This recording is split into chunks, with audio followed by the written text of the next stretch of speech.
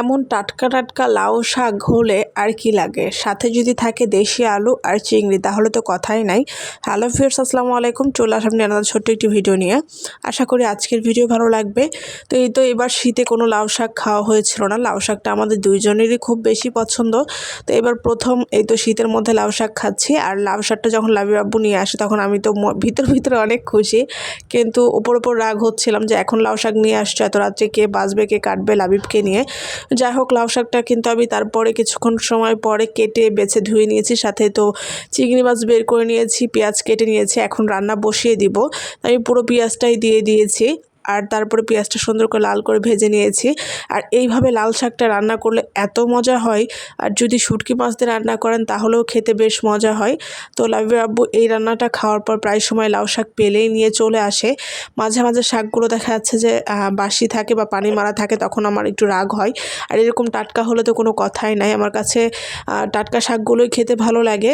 আর মনে হচ্ছিল যে এক্ষুনি তুলে নিয়ে আসা শাক। আসলে ঢাকা শহরে টাটকা জিনিস পাওয়া খুব টাফ, কিন্তু আমরা যেহেতু গ্রাম এলাকায় থাকি, নদী এলাকায়, তো এইখানে দেখা যাচ্ছে সবজিগুলো একটু টাটকা পাওয়া যায় বিকাল টাইমে।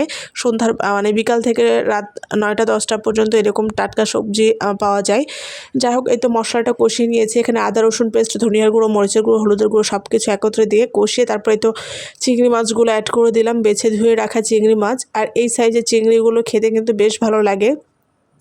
এগুলো হচ্ছে যে আমাদের এলাকায় কিন্তু বেচতে আসে। আর এই চিংড়িগুলো এত স্বাদ ছিল যা বলার বাহিরে। যে কোনো সবজির মধ্যে দিয়ে রান্না করলে সবজির টেস্টটা যেন দ্বিগুণ হয়ে যাচ্ছে। নদীর চিংড়ি বলতেছিল উনি, যে এক মহিলা নিয়ে আসে আর কি। যাই হোক, এই তো চিংড়িগুলো কষানোর পরে আমি শাকগুলো আস্তে আস্তে দিয়ে দিচ্ছিলাম, যেহেতু অনেকগুলো শাক আর পাতিলটা শাক পরিমাণে ছোট। আর যেহেতু বাসা চেঞ্জ করবো, জিনিসপাতি সব কিছু গোছানো হয়ে গেছে মোটামুটি। ওই বাসায় সবই পার করে রেখে আসছি। এখানে শুধু প্রয়োজনীয় জিনিসগুলো রাখা হয়েছে, যার কারণে এই পাতিলে রান্না করে নিচ্ছিলাম। তো এই তো দুইবারে শাকগুলো আমি দিয়ে এখন ঢাকনা দিয়ে কষিয়ে নিব। আর এই তো আবার কিছু জিনিস রাখতে যাব, সেই জন্য কাপড়গুলো গুছিয়ে নিচ্ছিলাম। লাবিব বাবু বারবার তাগাদা দিচ্ছিল যে কাপড়গুলো গুছিয়ে নিতে, যেন ওই বাসায় রেখে আসা যায়। আর এই তো এখানে হচ্ছে যে ঢাকনা দিয়ে দিলাম, এখন শাকটা রান্না হতে থাক আর আমি হচ্ছে যে ঘরে গিয়ে কাপড়গুলো গুছিয়ে নিই।